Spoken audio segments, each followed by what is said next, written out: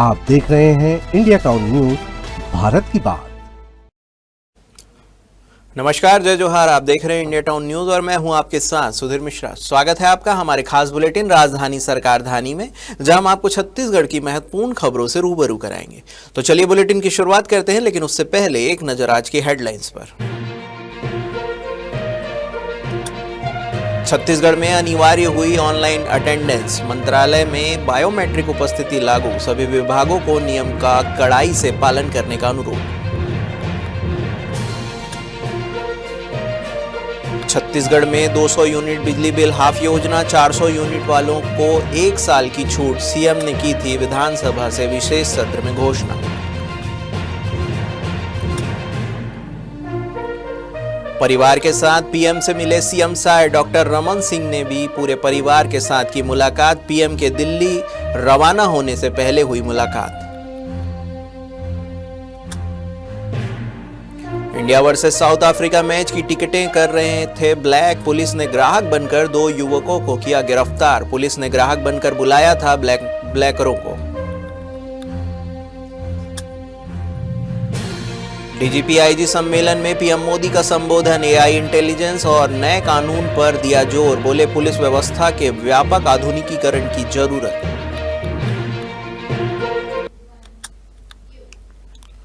तो चलिए खबरों की शुरुआत करते हैं राजधानी की खबरों से। सरकारी अधिकारी और कर्मचारियों में प्रशासनिक कार्यकुशलता और समय की पाबंदी के मद्देनजर सरकार ने मैनुअल अटेंडेंस की बजाय ऑनलाइन अटेंडेंस का अनिवार्य कर दिया गया है।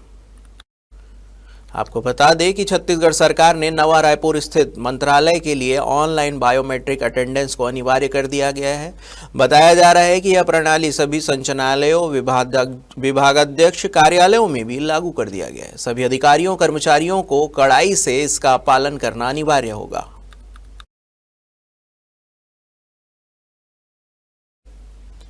सीएम विष्णुदेव साय की घोषणा के अनुरूप पूरे प्रदेश में आज से बिजली बिल हाफ योजना लागू कर दी गई है, जिसका सीधा फायदा प्रदेश की आम जनता को मिलेगा। सरकार के निर्देशानुसार 200 यूनिट तक उपभोक्ताओं को हाफ बिजली बिल का भुगतान करना होगा। आपको बता दें कि सीएम विष्णुदेव साय ने विधानसभा के विशेष सत्र के दौरान प्रदेशवासियों को राहत देने के लिए 200 यूनिट बिजली बिल हाफ योजना लागू करने का ऐलान किया था। आपको बता दें कि करीब 4 महीने पहले यानी कि 1 अगस्त 2025 को सरकार ने बिजली बिल हाफ योजना पर बड़ा बदलाव किया था। भूपेश सरकार के समय लागू 400 यूनिट की सीमा को घटाकर 100 यूनिट कर दिया गया था। इस बदलाव का असर सीधे सीधे लाखों परिवारों पर पड़ा था। इसके अलावा पीएम सौर योजना को बढ़ावा देने के लिए भी सरकार ने नई पहल की है। जिन उपभोक्ताओं की खपत 200 से 400 यूनिट तक है, उन्हें भी अगले 1 साल तक 200 यूनिट पर हाफ बिजली बिल का लाभ मिलेगा। इस निर्णय से प्रदेश के 45 लाख में से 42 लाख उपभोक्ताओं को सीधे लाभान्वित किया जाएगा। 400 यूनिट तक खपत करने वाले उपभोक्ताओं को 1 साल का लाभ इसलिए दिया गया है ताकि इस दौरान वे पीएम सौर योजना के तहत अपना रजिस्ट्रेशन करा सके और 1 साल के भीतर अपने घरों में सोलर पैनल लगवा सके।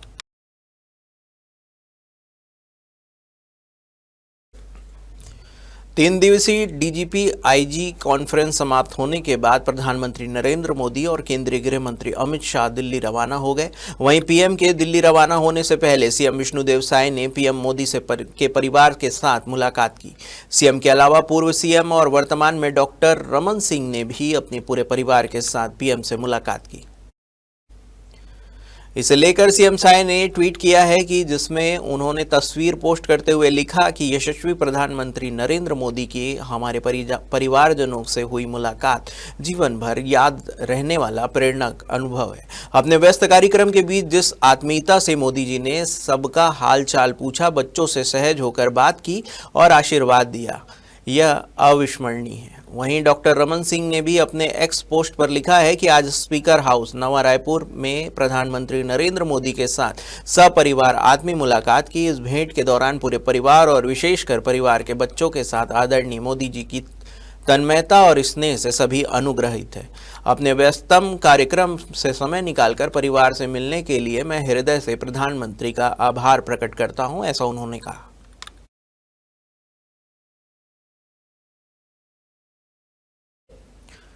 रायपुर पुलिस ने 3 दिसंबर को होने वाले भारत दक्षिण अफ्रीका मैच की टिकटें ब्लैक करते 2 आरोपियों को गिरफ्तार किया है। दोनों युवकों के पास से 2500 रुपए वाली 60 टिकटें बरामद की गई है, जिसे वह दोगुनी कीमत पर बेच रहे थे। मामला सिविल लाइन थाना क्षेत्र का बताया जा रहा है।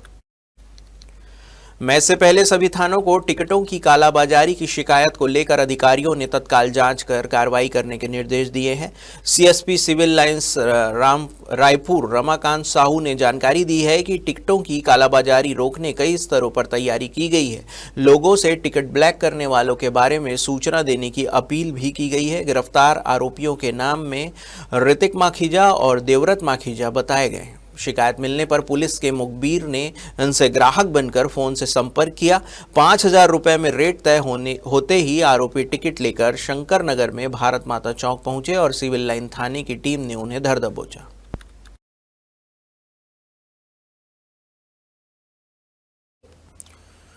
प्रधानमंत्री नरेंद्र मोदी ने भारतीय प्रबंधन संस्थान यानी कि IIM नवा रायपुर में आयोजित पुलिस महानिदेशक और महानिरीक्षकों के 60वें अखिल भारतीय सम्मेलन में भाग लिया। 3 दिनों तक चले इस महत्वपूर्ण सम्मेलन का विषय विकसित भारत सुरक्षा आयाम रखा गया था, जिसमें देश की आंतरिक सुरक्षा से जुड़े विभिन्न मुद्दों पर विस्तृत चर्चा की गई।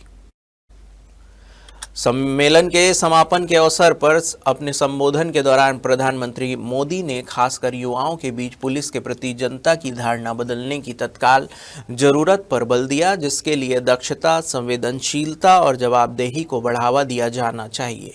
प्रधानमंत्री मोदी ने शहरी पुलिस व्यवस्था को मजबूत करने, पर्यटक पुलिस को फिर से सक्रिय करने और औपनिवेशिक काल के आपराधिक कानून के स्थान पर लागू किए गए नए भारतीय न्याय संहिता, भारतीय साक्ष्य अधिनियम और भारतीय नागरिक सुरक्षा संहिता के बारे में जन जागरूकता बढ़ाने की आवश्यकता पर जोर दिया।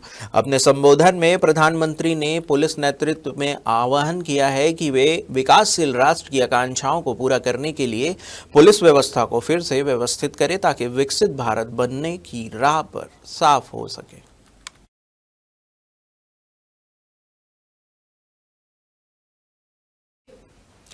वक्त हो चुका है एक छोटे से ब्रेक का। बने रहिए इंडिया टाउन न्यूज के साथ। कभी कभी चेहरे का छुपा दर्द दुनिया नहीं देख पाती है। दाग, मुहासे, झाइयां सब आपके आत्मविश्वास को कम कर देता है, पर अब नहीं, क्योंकि Rukhsana glow and fair face pack जो दे आपकी स्किन को वो प्यार जो सिर्फ प्रकृति दे सकती है। हर लेयर को साफ करे, हर दाग को करे हल्का और आपकी मुस्कान फिर से लौटाए, because you deserve to glow naturally.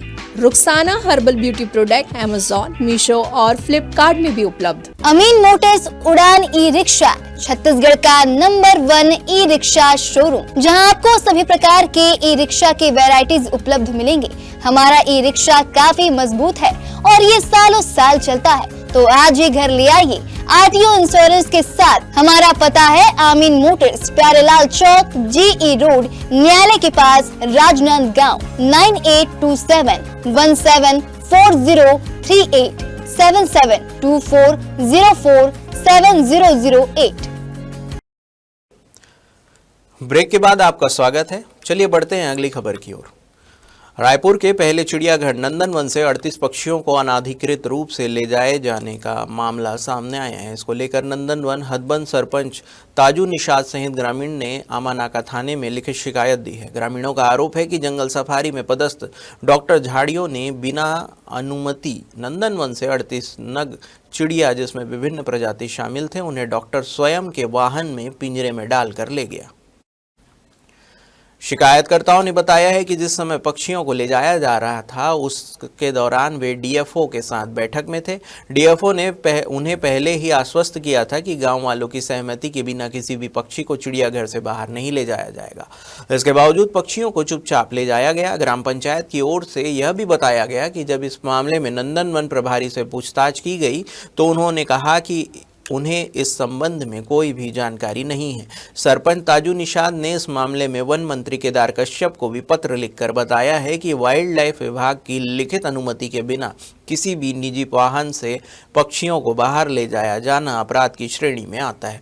उन्होंने दोषियों के खिलाफ कड़ी से कड़ी कार्रवाई करने की मांग की है। पूर्व सरपंच कुलेश्वर चंद्राकर को शक है कि नंदनवन चिड़ियाघर से पक्षियों की तस्करी की जा रही है। वहीं 38 पक्षियों को बिना अनुमति अचानक ले जाने पर उन्होंने डीएफओ और डॉक्टर की मिलीभगत होने की आशंका जताई है और मामले की जांच कर कार्रवाई की मांग की है।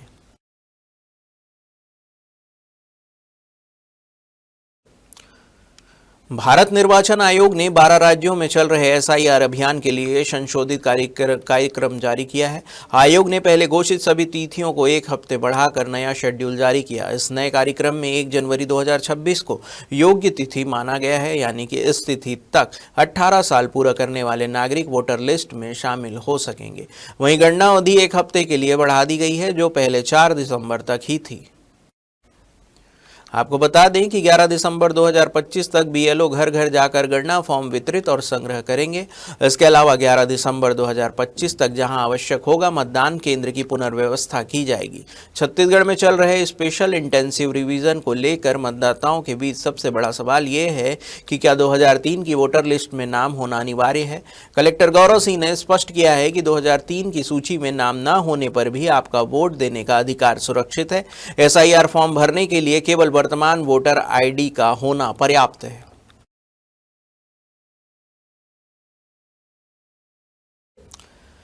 रेलवे स्टेशन से एयरपोर्ट जाने वालों का सफर आसान होगा, क्योंकि यात्रियों को एक्सप्रेसवे में फुड़हर चौक के सिग्नल पर नहीं रुकना पड़ेगा और स्टेशन से सीधे एयरपोर्ट पहुंचेंगे, क्योंकि पीडब्ल्यूडी 246 करोड़ की लागत से 2 फ्लाईओवर बनाने का निर्णय लिया है। पहला फ्लाईओवर 90 करोड़ से फुंडहर चौक पर बनेगा। यह 4 लेन होगा। वहीं फुंडहर चौक से 900 मीटर की दूरी पर 156 करोड़ की लागत से 700 मीटर लंबा 4 लेन ओवरब्रिज बनेगा। यह एक्सप्रेस वे से निकलेगा और टेमरी तालाब के पास होकर वीआईपी रोड में मिल जाएगा। दोनों ओवरब्रिज के निर्माण के लिए पीडब्ल्यूडी ने सर्वे पूरा कर लिया है और टेमरी गांव के 125 खसरों की खरीदी बिक्री पर रोक लगाकर भू अर्जन की प्रक्रिया शुरू कर दी है। इसके बाद टेंडर प्रक्रिया शुरू हो जाएगी। विभाग का दावा है कि 2 साल के भीतर प्रोजेक्ट पूरा कर लिया जाएगा।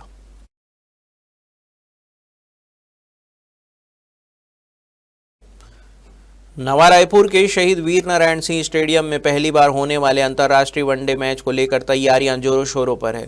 फैंस अपने फेवरेट क्रिकेटर्स को देखने के लिए उत्साहित है। मैच की सुरक्षा व्यवस्था को लेकर पुलिस अधिकारियों ने बड़ी बैठक की है।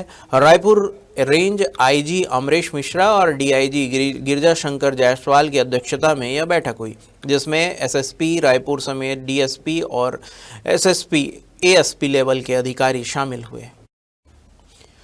आपको बता दें कि भारतीय क्रिकेट नियंत्रण बोर्ड यानी कि बीसीसीआई को शहीद वीर नारायण सिंह स्टेडियम हैंडओवर किए जाने के बाद यह पहला मौका है जब अंतर्राष्ट्रीय वनडे मैच होने जा रहे हैं। बीसीसीआई के नियमों के तहत सुरक्षा व्यवस्था लगाई जाएगी। यातायात समेत 2000 पुलिस अधिकारी और जवान तैनात रहेंगे। होटल, स्टेडियम समेत पूरे रूट पर पुलिसकर्मी मौजूद रहेंगे।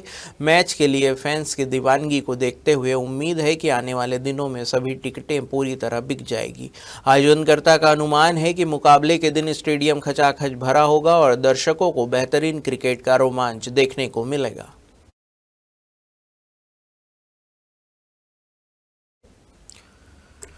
बंगाल में बने चक्रवाती तूफान दितवा के असर से प्रदेश में कहीं कहीं हल्की बारिश हो सकती है। कई क्षेत्रों में बादल छाए रहने के आसार हैं। चक्रवात के प्रभाव के कारण ठंड बढ़ने की गति फिलहाल धीमी पड़ सकती है। पूर्वी और दक्षिणी हवाएं सक्रिय रहने से नमी बढ़ने की भी संभावनाएं जताई जा रही है।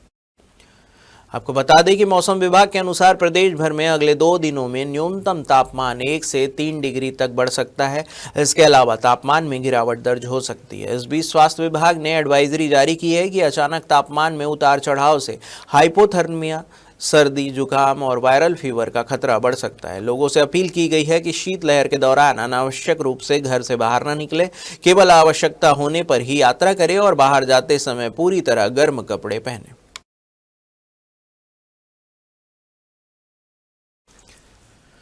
हमारे खास बुलेटिन राजधानी सरकारधानी में फिलहाल इतना ही। देश प्रदेश की तमाम खबरों से अपडेट रहने के लिए बने रहिए इंडिया टाउन न्यूज के साथ। नमस्कार।